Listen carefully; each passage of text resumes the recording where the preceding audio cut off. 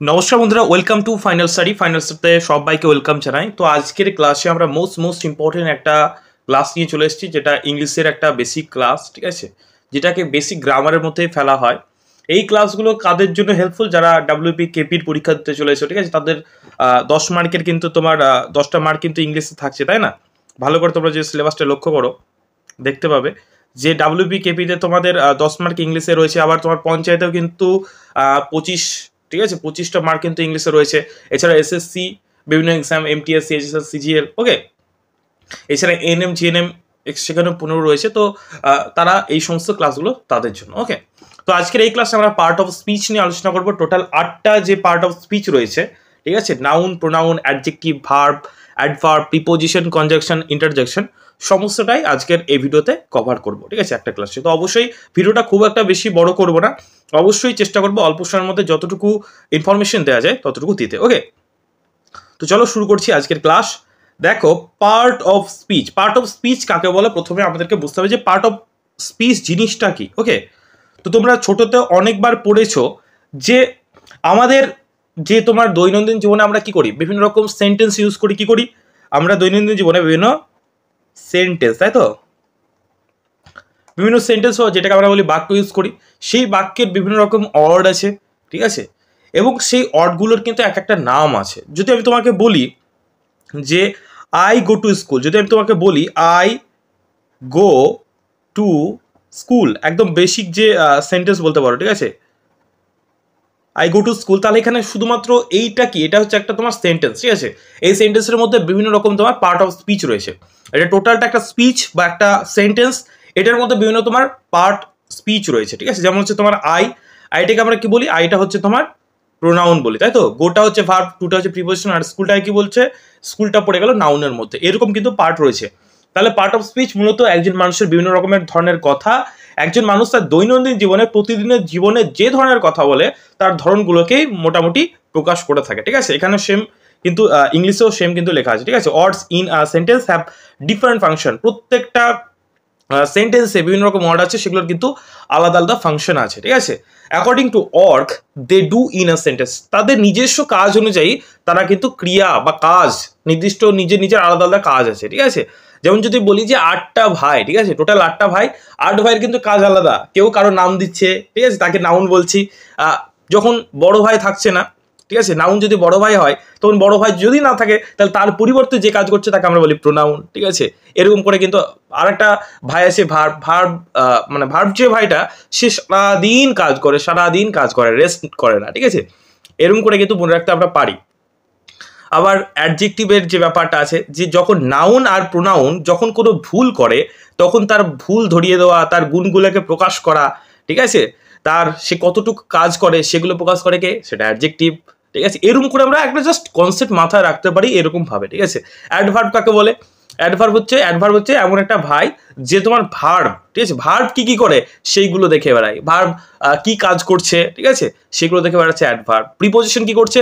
Preposition করছে এই যে নাউন, ঠিক আছে, এগুলোর মধ্যে এরা সম্পর্ক সৃষ্টি করছে। প্রিপোজিশন যে ভাইটা, মানে আমি বললাম 8জন ভাই, এরকম করে কিন্তু আমরা সহজেই কিন্তু ব্যাপারটাকে মনে রাখতে পারি, ঠিক আছে, যেরকম করে আমরা বাচ্চাদেরকে শেখাই, ঠিক আছে। তো যারা একেবারেই কাঁচা, তারা আশা করি এই ভিডিওটা দেখলে তোমরা মনে রাখতে পারবে, ওকে। তো চলো শুরু করছি আজকের ক্লাস। তো দেখো, বাক্যের অংশ এখানে সুন্দর করে লেখা আছে নাউন, ওকে, নাউন। নেক্সট দেখো, noun, pronoun, adjective, verb, adverb, preposition, conjunction, interjection, etcetera, okay. তাহলে আমরা প্রত্যেকটা নিয়ে কিন্তু একটা একটা করে কিন্তু আলোচনা কিন্তু করবো, ঠিক আছে।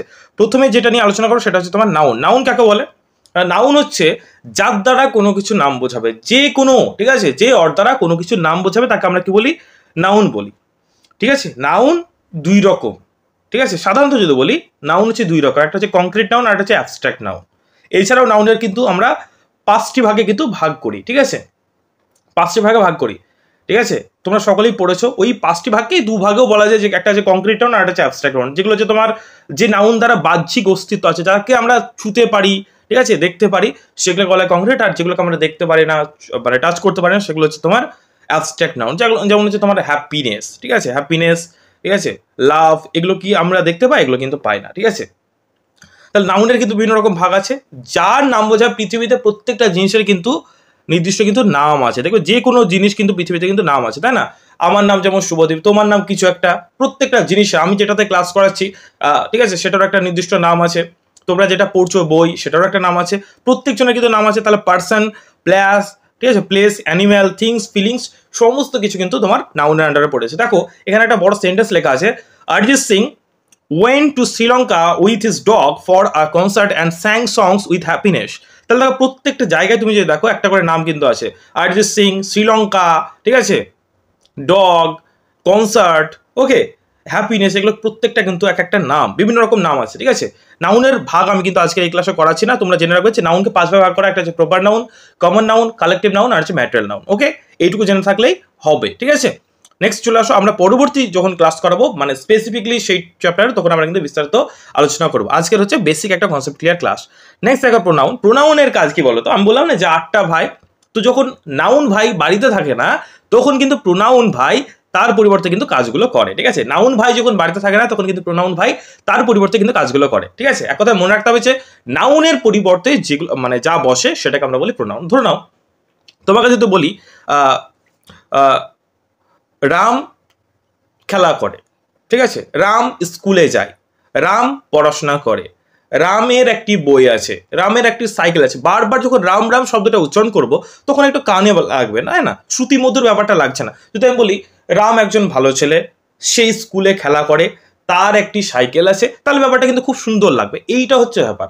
বারবার নাউনের রিপিটেশন, বারবার নাউনের ব্যবহার কমাতে আমাদের কিন্তু এই যে প্রোনাউন ভাই, ঠিক আছে, প্রোনাউনের ভাই কিন্তু উৎপত্তি এসেছে। বারবার নাউনের ব্যবহারটাকে কমাতে কিন্তু প্রোনাউনের ভাই কিন্তু আমরা প্রোনাউনকে কিন্তু ইউজ করি। ওকে, তো দেখো এখানে উদাহরণটা ভালো করে দেখো, এখানে লেখাও আছে আকসার ইজ এ মুভি স্টার। ওকে, আকসার ইজ এ মুভি স্টার, আকসার লাভস আকসারস ফ্যামিলি, আকসার is a movie star, he love his family. তাহলে প্রথম লাইনটা দেখো বারবার আকসাই বলা হচ্ছিল, কিন্তু সেকেন্ড লাইনে কিন্তু আমরা লিখেছি হি লাভস। তাহলে সে, তার, এগুলো বোঝালে কিন্তু কি হয়, মানে মানে অর্ডগুলোকে শুনতে ভালো লাগে, তাই না? তাহলে যে নাউনের শূন্যতা পূরণে একটি বাক্য যেটা নাউনের প্রতিনিধি হিসেবে যার ব্যবহার তাকে কিন্তু আমরা বলছি প্রোনাউন। তাহলে প্রোনাউনের ভাইয়ের কাজ হচ্ছে নাউন যখন থাকবে না বাড়িতে তখন নাউনের যে কাজটা সেটা কিন্তু প্রোনাউন ভাই করছে। ওকে, নেক্সট দেখো, নেক্সট যে ভাইটার আমরা কথা বলবো সেটার নাম হচ্ছে তোমার অ্যাডজেক্টিভ ভাই, ঠিক আছে। এও খুব সুন্দর ভাই, ঠিক আছে, মানে সবাই ভালো ভাই, 8জন ভাই আছে তার মধ্যে সবাই ভালো ভাই, এক একজনের এক এক রকম কাজ আছে, ঠিক আছে। তো এই ভাইটা কি কাজ করে সেটা আমরা জেনে নিই। তো দেখো ভালো মন্দ মিলে কিন্তু আমাদের এই সুন্দর পৃথিবী। ওকে, ভালো মন্দের এই বর্ণনা ইংলিশ গ্রামারে কিন্তু অ্যাডজেক্টিভে কিন্তু অধ্যায়ে আলোচনা করা, মানে যা কিছু ভালো খারাপ যা কিছু হয়, ঠিক আছে, তার দায়িত্ব দিয়ে দিয়েছে কে? এই ভাইটাকে, ঠিক আছে। খারাপ ভালো তুই যা হবে, ঠিক আছে, পরিমাণ অবস্থা সব কিছু, দোষ গুণ অবস্থা সংখ্যা পরিমাণ সব কিছু তোকে কিন্তু প্রকাশ করতে হবে, এই ভাইয়ের দায়িত্ব, ঠিক আছে। প্রত্যেকটা ভাইয়ের আলাদা আলাদা দায়িত্ব আছে, তো এই ভাইয়ের দায়িত্ব হচ্ছে ভালো মন্দ তোর যাচাই করা হচ্ছে তোর দায়িত্ব। ওকে, তো নাউন এবং প্রোনাউনের, ঠিক আছে, এই যে দুই ভাই আমি বললাম না যে নাউন ভাই, ঠিক আছে, সরি, নাউন ভাই, ঠিক আছে, আর হচ্ছে প্রোনাউন ভাই, এই দুই ভাইয়ের দোষ গুণ অবস্থা সংখ্যা পরিমাণ ইত্যাদিকে প্রকাশ করে এই অ্যাডজেক্টিভ, ঠিক আছে।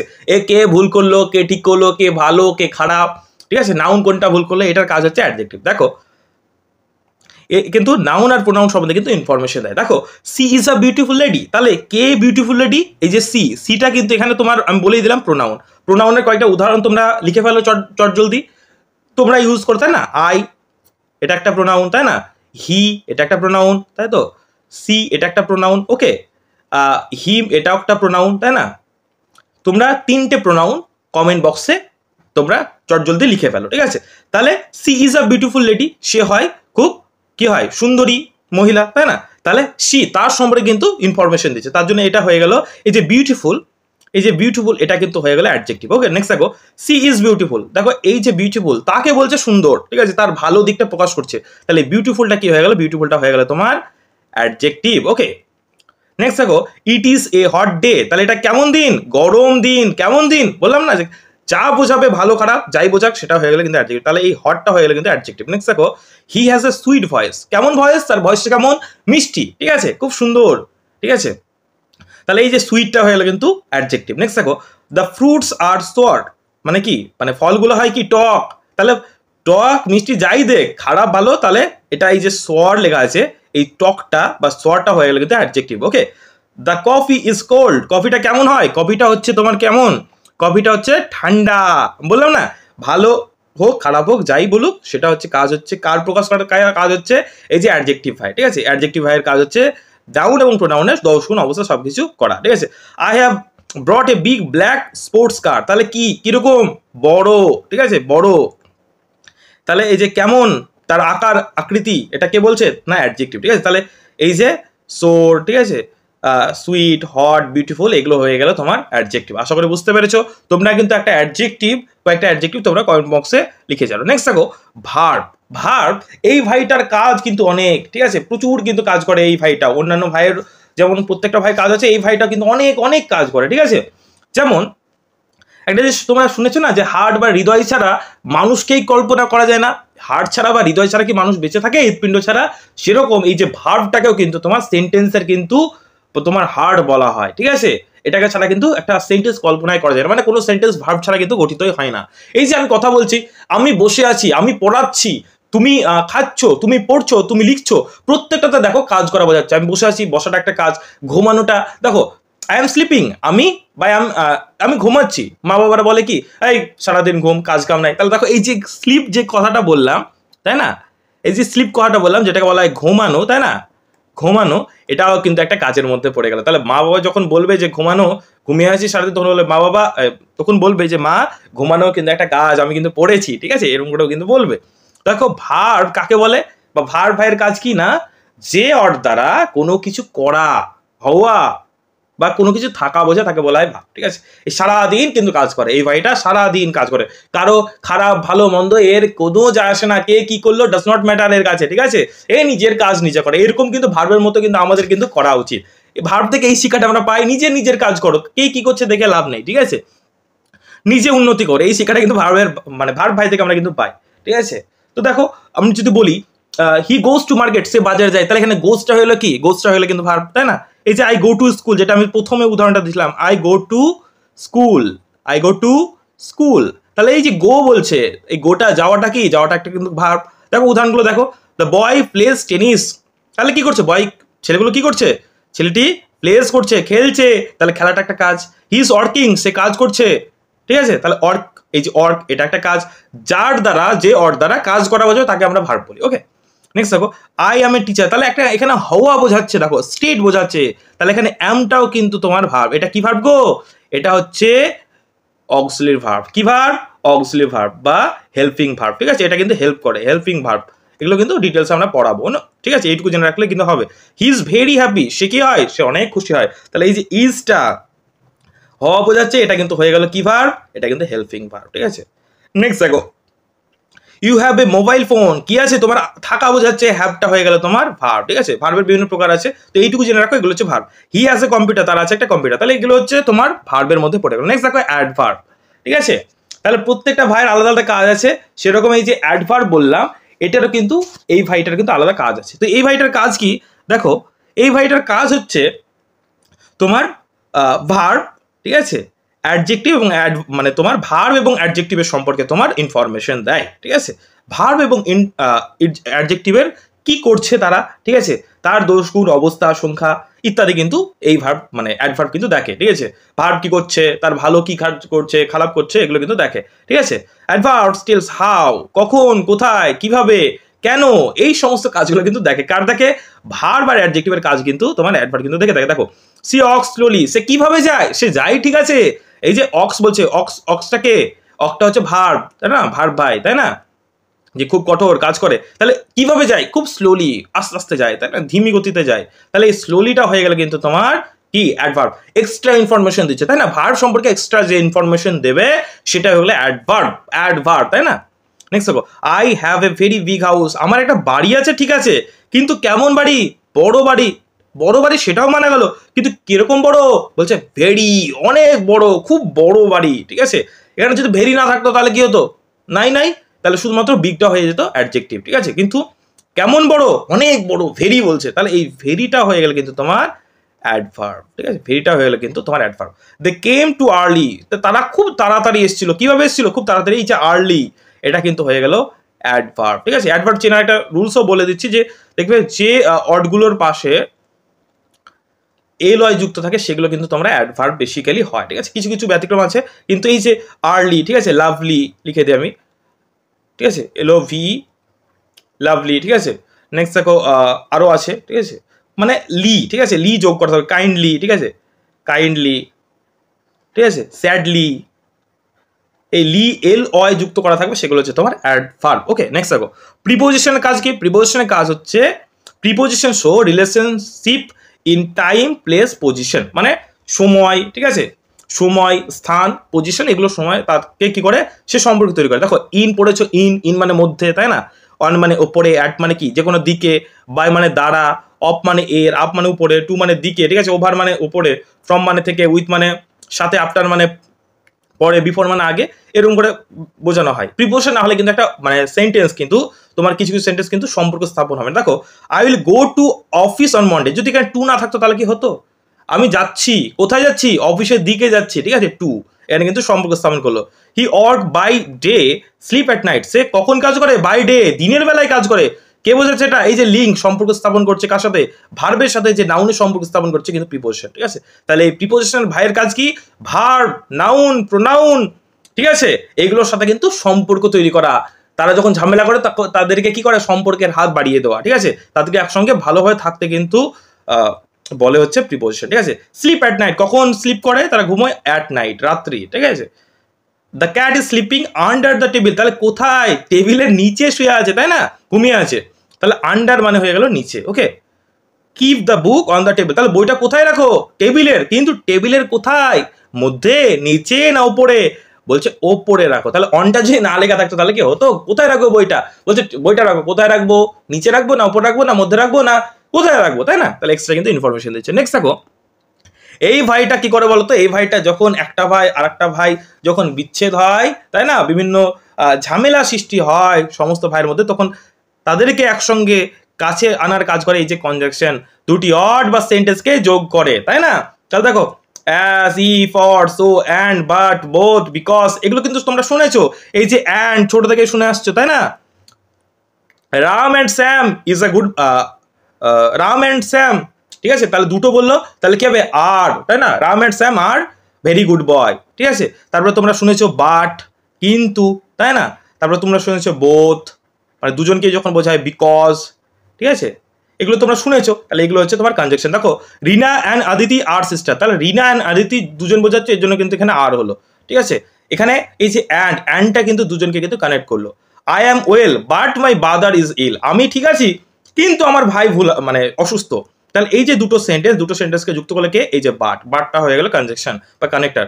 ডু অর ডাই, করো অথবা মরো, কারেঙ্গে ইয়া মারেঙ্গে, এই যে গান্ধীজি তোমার স্লোগান দিয়েছিল। তাহলে এই যে অরটা যদি না থাকতো তাহলে এই যে দুটো যে সেন্টেন্স সেটা কখনো কিন্তু কানেক্ট হতে পারতো না। তাহলে অরটা হয়ে গেল conjunction. I did not go to school because I was unwell, আমি স্কুল যেতে পারবো না কারণ কি? I was unwell. তাহলে দুটো যে সেন্টেন্স দেখতে পাচ্ছ এটাকে কে কানেক্ট করছে? Because. It was running so I did not go out, এখানে কি হচ্ছে? বৃষ্টি হচ্ছে বলে আমি যেতে পারছি না, তাহলে কানেক্ট করছে কে? শো। ওকে, নেক্সট হবে ইন্টারজেকশন লাস্ট, ঠিক আছে, লাস্ট আমাদের ভাই, ঠিক আছে, 8 ভাইয়ের মধ্যে লাস্ট ভাই হচ্ছে ইন্টারজেকশন। দেখো হঠাৎ কোনো উচ্ছ্বাস বোঝাবে, ঠিক আছে, আনন্দ, দুঃখ, কান্না, আমরা বল না উফ, হুররে, উফ, ওয়াও, এইরকম যে আমরা মানে আনন্দের যে এক্সপ্রেশন, আনন্দ, দুঃখ, কান্না সবকিছু কিন্তু হবে। এই দেখো ওয়াও, ওয়াহ, আহা, আলাস, আলাস, হাই ভগবান, আমরা বলি না হুররে, ওচ, ওফস, ও গড, এমন করে বলি না। Oh how happy we are here, ও আমরা কতটা হ্যাপি এখানে আসতে পেরে, তাই না। Ouch, my legs hurt, ouch, আমার পায়ে লেগেছে, তাই না। Alas, the old man died, হাই ভগবান, আমরা হতাশ হয়ে বলি বৃদ্ধ মানুষটি মারা গেছে। Hurray, we have won the match, মানে আনন্দের সঙ্গে বল না হুডরে, আমরা ম্যাচটা জিতে গেছি। Wow, the flowers is very beautiful, কত সুন্দর মানে ফুলগুলি। তাহলে এগুলো মানে তোমার বিভিন্ন উচ্ছ্বাস, হঠাৎ উচ্ছ্বাস, সাডেন ইমোশনকে কিন্তু প্রকাশ করে ইন্টারজেকশন। তাহলে আশা করি তোমরা ক্লাসটা এনজয় করলে, যতটা ইজি ওয়েতে সম্ভব আমি বোঝানোর চেষ্টা করলাম।